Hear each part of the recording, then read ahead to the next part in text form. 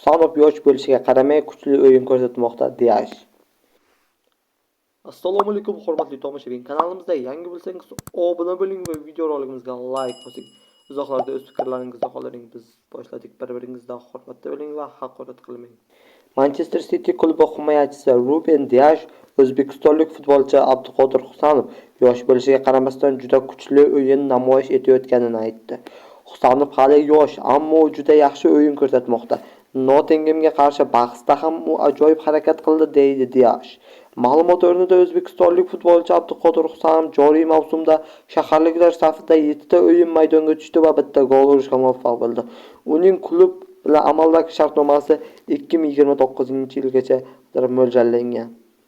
Yosh bo'lishiga qaramasdan Abduqodir Husanov Manchester City va butun Yevropaga nomi chiqib bo'ldi va barchasi uni tan olmoqda.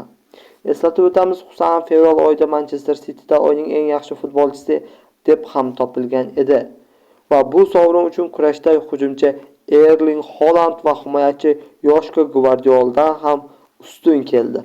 Ovoz berish jarayonida Husanov 64 mingdan ziyod ovoz to'pladi. Buyog'i open budjet bo'lib ketdi shekilli.